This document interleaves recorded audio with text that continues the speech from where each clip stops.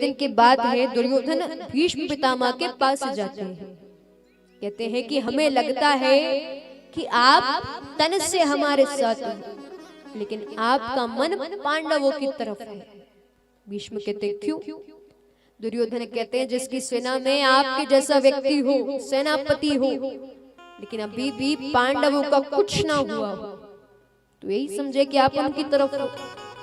तब भीष्म प्रतिज्ञा लेते हैं कि कल के युद्ध में कम से कम मेरे द्वारा एक पांडव की मृत्यु हो।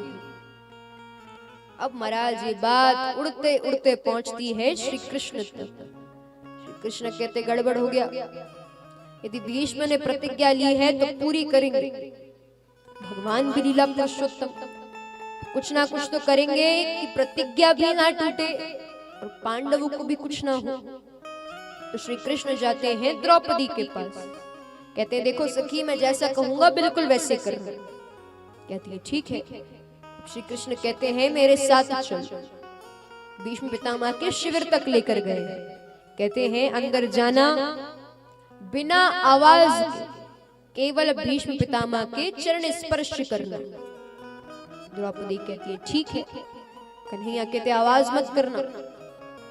द्रौपदी कहती है जैसा आपको। अब द्रौपदी अंदर जाती है, भीष्म पितामह नेत्र बंद करे हैं, विश्राम कर रहे हैं। चुपचाप जाती है, जाकर के भीष्म पितामह के चरण स्पर्श करती हैं।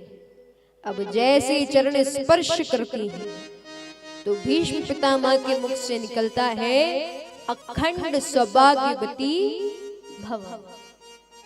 लगता है कुछ तो गलत हुआ, तुरंत नेत्र खोलते हैं। सामने देखा तो द्रौपदी है। समझ गए द्रौपदी नहीं कर सकती।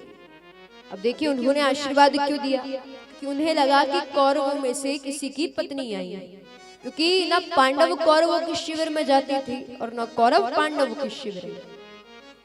तो भीष्म समझ गए द्रौपदी नहीं कर सकती, हो ना हो उस कन्हैया ने किया है, यहीं कहीं खड़ा होगा आसपास। तुरंत खड़े होते हैं, शिविर के बाहर आते हैं। अब सच में श्री कृष्ण हाथ बांधकर खड़े हैं, मुस्कुरा रहे हैं। तो बताइए प्रतिज्ञा बड़ी कि आशीर्वाद बड़ा? भीष्म कहते हैं देखो लाला, प्रतिज्ञा तब बड़ी जब मैं जीवित रहूं। अब मैं और जीवित नहीं रहना चाहता। अरे जानता हूं अधर्म का साथ दे रहा हूं, इसलिए कल के युद्ध में अर्जुन से कहना शिखंडनी को सामने खड़ा करे और मुझ पर तीर चला दे। अब और नहीं हो सकता मुझसे। कहते देखो बहुत लीलाएं रच ली, लेकिन अब मुझे एक वचन दो। श्री कृष्ण कहते हैं कैसा वचन? वो कहते हैं कि तुम मेरे अंत समय में मेरे निकट रहोगे। कन्हैया कहते हैं जैसा आपको हो। भीष्म कहते हैं इसमें कोई लीला मत रचना, मेरे अंत समय में तुम मेरे पास रहोगे, मुझे दर्शन दो। भगवान कहते हैं जैसा आपको हो। तो यही सब बातें पांडवों को बताई। तो श्री कृष्ण कहते हैं कि अब भीष्म पितामह का अंत समय आ चुका है, इसलिए उनको दर्शन देना जरूरी है।